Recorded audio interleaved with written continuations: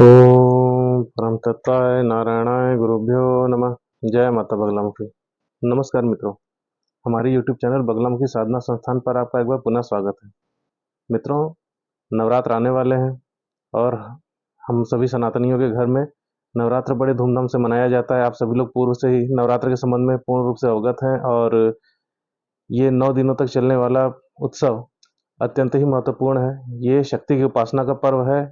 इन 9 दिनों में हम लोग माता के विभिन्न स्वरूपों की साधना करते हैं, उनको प्रसन्न करने का प्रयास करते हैं ताकि उनका आशीर्वाद प्राप्त करके हम हर प्रकार से सुख समृद्धि को प्राप्त हों और अंत में हमें मोक्ष अथवा मुक्ति की प्राप्ति हो जाए।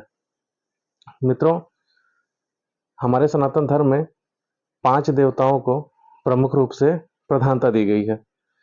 इनमें भगवान सदाशिव, भगवान विष्णु, भगवान सूर्यदेव, भगवान श्री गणेश तथा माता दुर्गा अथवा शक्ति।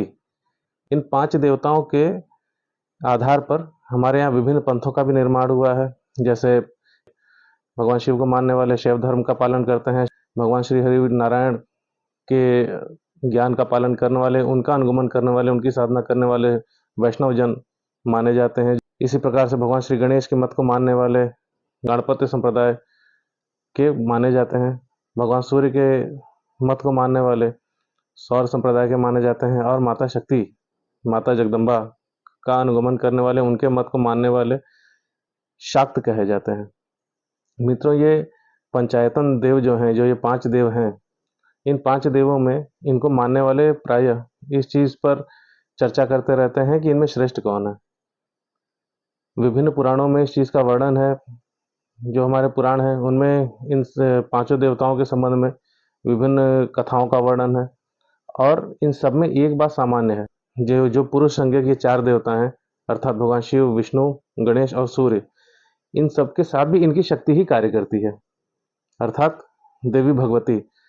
तो जब पुरुष शक्तियों को, पुरुष संज्ञक शक्तियों को भी शक्ति के माध्यम से ही अपने कार्यों को क्रियान्वित कराना, इस पूरे संसार को चलाना है, तो इससे ये सीधे सिद्ध होता है कि माता भगवती शक्ति के बिना इस संसार में किसी प्रकार की ना कोई रचना हो सकती है, ना उसकी स्थिति हो सकती है, ना ही उसका संहार हो सकता है। शक्ति के माध्यम से ही चीजों को संचालित किया जा सकता है। हर एक देवबल के साथ शक्ति निश्चित रूप से रहती है। जैसा कि विभिन्न तत्वज्ञानी कहते हैं कि इस संसार की रचना प्रारंभ में पदार्थ और उसकी ऊर्जा के माध्यम से हुई। उन दोनों के मिलन से एक नाद का प्राकट्य हुआ जिसको ओमकार कहते हैं, और ओमकार की जो चेतना है, जो उसकी ऊर्जा है, वह माता जगदम्बा है, जिनका आश्रय लेकर भगवान सदाशिव इस पूरे संसार में सृजन, स्थिति और संहार का कार्य संपादित करते हैं। इस प्रकार शक्ति की श्रेष्ठता स्वयं ही सिद्ध हो जाती है। बिना शक्ति के कुछ भी नहीं किया जा सकता। बिना शक्ति के कोई भी व्यक्ति हिल तक नहीं सकता है। इस पूरे संसार की रचना नहीं हो सकती। ये पूरा संसार चलाया नहीं जा सकता। कोई भी क्रिया बिना शक्ति के नहीं की जा सकती है। तो भगवान शिव स्वयं कहते हैं कि हे पार्वती, आपकी शक्ति से संयुक्त होकर ही मैं शिव हूँ। यदि आपसे मैं अलग हूं तो मैं शव हूँ, शव के समान, क्योंकि शिव में जो इकार है, जो छोटे ई की मात्रा है, वो इकार शक्ति का प्रतीक माना जाता है, शक्ति का ही प्रतिबिंब और शक्ति को ही परिलक्षित करता है। अब हम आते हैं आज के अपने मूल विषय पर।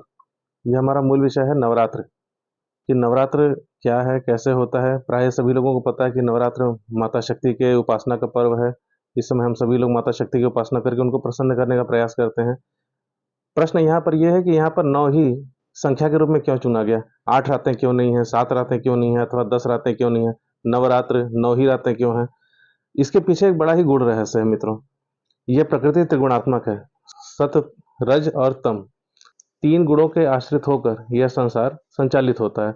उसी प्रकार से संसार की 3 स्थितियां हैं, एक सृजन, दूसरी स्थिति और तीसरा संहार। शक्ति त्रिगुणात्मिका है। पहला ज्ञान शक्ति, दूसरा इच्छा शक्ति, तीसरा क्रिया शक्ति। जो ज्ञान शक्ति है उसका बीज एंग है, एम, उसको वाग्भव बीज कहते हैं। उसके माध्यम से इस पूरे संसार में ज्ञान का प्राकट्य होता है। दूसरा बीज जो इच्छा शक्ति का है वह ह्रीम है। ह्रीम माया बीज है, इसको माया बीज कहा जाता है। इसके माध्यम से इस पूरे संसार के संपूर्ण ऐश्वर्य का प्राकट्य होता है। यह पूरा संसार अपने पालन को प्राप्त होता है। जिस बीज के माध्यम से इस पूरे संसार को पाला जा रहा है भगवान श्री हरि नारायण के द्वारा, वह ह्रीम बीज है। और तीसरा है क्रिया शक्ति। क्रिया शक्ति का बीज है क्लीम। इसको काम बीज भी कहते हैं। और इस बीज के माध्यम से इस पूरे संसार में संहार का और नव परिवर्तन का चक्र चलता रहता है। ये तीनों ही बीज एक साथ सम्मिलित होकर इस पूरे संसार को प्रकट करते हैं, उसको स्थिति में लाते हैं, अर्थात उसका पालन करते हैं और उसको समाप्त करके फिर नए संसार की, नए ब्रह्मांड की रचना करते हैं। इन तीनों बीजों को जब आप सम्मिलित करते हैं तो इन तीनों बीजों के माध्यम से जो स्वरूप प्रकट होता है वो भगवती जगदम्बा का महालक्ष्मी स्वरूप, जिसकी व्याख्या हमारे पुराणों में और हमारे वेदों में की गई है। वह परम देवी, परम जगदम्बा ही इस पूरे संसार की जननी है और उन्हीं के माध्यम से इस पूरे संसार का संचालन होता है और उन्हीं के माध्यम से यह संसार अपनी गति को प्राप्त होता है। इस प्रकार हमारे जो 3 गुण हैं, सत, रज और तम, उन तीनों गुणों के साथ जो तीनों शक्तियां हैं, उन 3 शक्तियों के 3-3 स्वयं के स्वरूप हैं। अर्थात सत्य तत्व के साथ, रज तत्व के साथ और तम तत्व के साथ जो हमारे ऐम, ह्रीम और क्लीम जुड़े हुए हैं, उनके भी 3 अपने स्वयं के स्वरूप हैं। इसी कारण से 3 ये स्वरूप और उनके 3-3 स्वरूप मिलाकर पूरे 9 स्वरूपों की रचना होती है, जिनको हम 9 देवियों के रूप में पूजते हैं। यही नवरात्र की गोपनीय व्याख्या है। प्रत्येक नवरात्र में हम विभिन्न उपासनाओं के माध्यम से इन बीजों की और माता महालक्ष्मी जो इस पूरे संसार की जगत जननी है, उन्हीं की उपासना करते हैं। अतः हमें प्रयास करके प्रत्येक नवरात्र में इन 3 बीजों के जो सम्मिलित मंत्र है, जो दुर्गा सप्तशती में दिया गया है, ऐं ह्रीं क्लीं चामुंडाय विच्चे, इस मंत्र का जप करना चाहिए, उसका अनुष्ठान करने का प्रयास करना चाहिए। दुर्गा सप्तशती की पुस्तक में नवाण साधना की पूरी विधि उल्लिखित है। उसमें विस्तार से नवाण साधना का वर्णन किया गया है, किस प्रकार से नवाण जप करना चाहिए, उसके क्या न्यास है, क्या उसका विनियोग है, और उसमें इस क्रम को देखना और सीखना चाहिए, क्योंकि नवाण साधना इस विश्व की श्रेष्ठतम साधनाओं में से एक है। क्योंकि इस साधना के माध्यम से, इसमें जो मंत्र है उसके माध्यम से हम सीधे पराम्बा माता भगवती से जुड़ने का प्रयास करते हैं। उनकी शक्ति से हमारा सीधा संपर्क संभव है इस मंत्र के माध्यम से। यदि आप इस मंत्र को पूर्ण तन्मयता के साथ नवरात्र के दिनों में करते हैं तो निश्चित रूप से इसका लाभ आपको और आपके पूरे परिवार को प्राप्त होता ही है। अतः आपको प्रयास करके नवाण विधि सीखनी चाहिए और इस जप क्रिया को संपन्न करना चाहिए। जब आप नवाण जप के लिए उद्यत हों तो आपको कुछ चीज़ों का विशेष ध्यान देना चाहिए। सबसे पहली चीज़ कि नवाण मंत्र का जप रुद्राक्ष की माला से होता है। आपको 108 दाने वाली, 108 मनके वाली रुद्राक्ष की माला प्राप्त कर लेनी चाहिए। आपको प्रयास करना चाहिए कि वह माला सिद्ध हो। यदि दैवी मंत्रों से वह माला चैतन्य है तो ऐसी अवस्था में आपकी साधना शीघ्र फलदायी होती है। नवाण साधना से पूर्व आपको संकल्प लेना चाहिए। नवरात्र के प्रथम दिवस पर ही आपको हाथ में जल, पुष्प, अक्षत और कुछ दक्षिणा लेकर संकल्प लेना चाहिए कि हे माता, हे मेरे गुरुजी, यदि आपके कोई गुरु हैं तो उनका नाम स्मरण करते हुए, यदि आपके कोई गुरु नहीं है तो ऐसी अवस्था में भगवान सदाशिव इस पूरे विश्व के गुरु हैं, तो आप उनको स्मरण करते हुए अपना नाम गोत्र बोलते हुए ऐसा संकल्प लें कि हे भगवान, मैं अपनी अमुक इच्छा की पूर्ति के लिए इस नवाण मंत्र के 1.25 लाख या जो भी आप जप सकें उस संख्या को बोलते हुए आप संकल्प लें कि मैं इतने मात्रा में, इतने दिनों में इस संकल्प को पूरा करूंगा, इतना जप करूंगा। वो क्या, आप कितना जप करेंगे वो संख्या आपको निर्धारित करनी होगी। जप संख्या कम से कम 27,000, 54,000 या फिर सीधे 1.25 लाख की होनी चाहिए। इसी क्रम में आगे बढ़ती है। 1.25 लाख के बाद फिर सीधे 5.25 लाख का अनुष्ठान होता है। तो ये एक जप अनुष्ठान है। 9 दिनों में आपको उतना जप करना है। जप के समय कुछ विशेष बातें और आप ध्यान देंगे।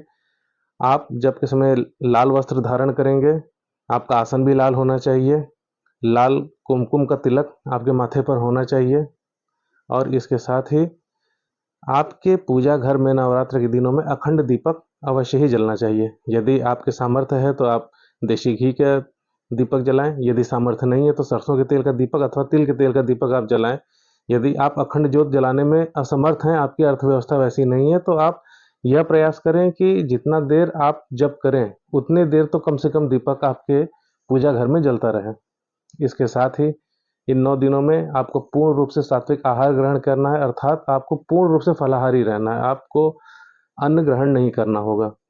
उसके साथ आप जो जप करेंगे वह जप आप एक निश्चित मात्रा में करेंगे। उदाहरण के लिए, यदि आपने ये संकल्प लिया है कि मुझको 27,000 की संख्या में जप पूरा करना 9 दिनों में, तो इस हिसाब से 3,000 जप संख्या प्रतिदिन आपको करनी चाहिए, क्योंकि जब आप 3,000 गुणे 9 करते हैं 9 दिन, तो फिर 27,000 पूरा होता है। तो वो 3,000 अर्थात 30 माला प्रतिदिन आपको करना चाहिए, ना आप उससे कम करें, ना आप उससे ज़्यादा करें। इसी प्रकार जब आप 54,000 का संकल्प लें, तो ऐसी अवस्था में 60 माला आपकी प्रतिदिन होनी चाहिए, ताकि आप प्रथम दिवस से आरंभ करके 9वें दिवस तक इस जप को पूर्ण कर सकें। यदि आप 1.25 लाख का जप अनुष्ठान संकल्प ले रहे हैं, तो उसको भी आप 9 से भाग दे लें, 9 से डिवाइड कर दें 1.25 लाख को, और जो संख्या आती है उसके भागे 100 करके उतनी माला का जप आपको करना चाहिए। इस प्रकार करने से क्रमशः 9वें दिन आपका जप संकल्प पूर्ण होता है, और फिर उसका दशांश, आपने 27,000 मंत्र जपे, तो 27,000 का 10%, 2700 मंत्र अर्थात 27 माला, 27 माला का आपको हवन करना चाहिए। चूंकि आपने 27,000 की संख्या का संकल्प लिया था, इसलिए आप 27 माला का हवन एक दिन में कर सकते हैं। आपने 54,000 का संकल्प लिया था, 54,000 मंत्र जपने का, आप उसके दशांश मतलब 54 माला का एक दिन में हवन कर सकते हैं। जब आप 1.25 लाख का संकल्प लेते हैं, तो 125 माला का आपको हवन करना होता है, क्योंकि 1250 माला का 1.25 लाख जप का अनुष्ठान माना जाता है। तो 125 माला का आपको हवन करना होगा। 125 माला का हवन काफी लंबा पड़ता है। अगर आप चाहें तो इसमें एक शास्त्रों में विधि भी है कि आप उस दशांश को भी जप लें, अर्थात आपने 1250 माला जप किया है, इसके बाद आप 125 माला जप और कर लें। जब 125 माला जप आप और कर लेंगे उस दशांश के निमित्त, तो अब उस 125 माला का दशांश अर्थात 12.5 माला, उसको आप जब राउंड अप करेंगे तो 13 माला का आपको हवन करना होगा। तो उस 13 माला का आप हवन, उस 13 माला मंत्र से आप आहुति प्रदान करें, मतलब आप 1300 मंत्रों से आहुति प्रदान करेंगे। उसके पश्चात तर्पण और मार्जन की क्रिया होती है। उस जितना आपने हवन किया उसका दशांश तर्पण होता है, और उस तर्पण का दशांश मार्जन होता है। किंतु तर्पण और मार्जन की क्रिया प्रायः सामान्य जन को ज्ञात नहीं होती है। ऐसी अवस्था में यदि आप किसी योग्य ब्राह्मण की सहायता लें, तो आप तर्पण और मार्जन शुद्ध रूप से कर सकते हैं। यदि नहीं संभव है आपसे, तो ऐसी अवस्था में आप तर्पण मार्जन रहने दें, बल्कि आप ये करें कि आपने जो दशांश हवन किया है उसका दशांश ब्राह्मण भोजन के निमित्त दान कर दें किसी देवी मंदिर में जाकर। ऐसा करने से भी तर्पण और मार्जन का जो क्रम है वो पूर्ण माना जाता है, और आपका एक अनुष्ठान जप का पूरा होता है। यह जप से संबंधित कुछ नियम है। इसके साथ ही कुछ नियम और आपको पालन करने चाहिए, जैसे आपको भूमि पर कंबल बिछाकर उस पर ही शयन करना चाहिए, और आप जब अनुष्ठान संकल्प में हो तो ऐसी अवस्था में आपके मुख से कड़वे वचन नहीं निकलने चाहिए। आप प्रयास करें कि आप कम से कम लोगों के संपर्क में आए, क्योंकि जब आप ज्यादा लोगों के संपर्क में आते हैं तो आपके भाव में कभी क्रोध, कभी उन्माद या अन्य भावनाएं प्रकट हो सकती हैं। ऐसी अवस्था में आपके द्वारा संचित ऊर्जा का क्षय होता है। तो आप प्रयास करें कि आप कम से कम लोगों के संपर्क में आए, या अगर संपर्क में आए भी तो आपको क्रोध, उन्माद या उस तरह की कोई अन्य चीजें आपके शरीर में, आपके भाव में प्रकट न हो। आप पूर्ण रूप से अक्रोधी भाव से प्रसन्न मुद्रा में माता का स्मरण करते हुए नवाण मंत्र का जप पूर्ण करें। और जब आप ये पूर्ण करेंगे, हवन करेंगे, इसके पश्चात माता का आशीर्वाद लेने के लिए किसी देवी मंदिर में आप जाएं और उनका आशीर्वाद प्राप्त करें, और इस प्रकार यह नवाण जप की क्रिया पूर्ण होगी। मित्रों, इस नवाण जप में किस किस पदार्थ से हवन होगा उसकी सूची, जो एक सामान्य पदार्थों की सूची है, क्योंकि सप्तशती के हवन या फिर नवाण के हवन तो बड़े विशिष्ट वस्तुओं से भी किए जाते हैं, विशिष्ट कामनाओं के साथ। किंतु अगर आप सामान्य हवन करना चाहते हैं, क्योंकि प्राय विशिष्ट वस्तुएं या उनको किस प्रकार से हवन करना है इस संबंध में लोगों को ज्ञान कम होता है, इसलिए जो एक सामान्य हवन है उसमें क्या क्या वस्तुएं प्रयोग की जाती हैं इसकी सूची डिस्क्रिप्शन में दे दी जाएगी। आप वहां से इस सूची को नोट कर लें, और इस बार इस नवरात्र में नवाण साधना को अवश्य संपन्न करें। निश्चित रूप से माता आपका कल्याण करेगी, ऐसा शास्त्रों का कथन है। माता से संबंधित, नवरात्र से संबंधित अन्य विषयों के साथ अगले वीडियो में मिलेंगे। आप हमारे प्रत्येक वीडियो को अवश्य देखें, क्योंकि हमारे हर वीडियो में धर्म से संबंधित, विभिन्न धार्मिक विषयों से संबंधित बड़ी ही विशिष्ट जानकारियां दी जाती हैं। मिलेंगे अगले वीडियो में, तब तक के लिए नमस्कार। जय गुरुदेव, जय माता बगलामुखी।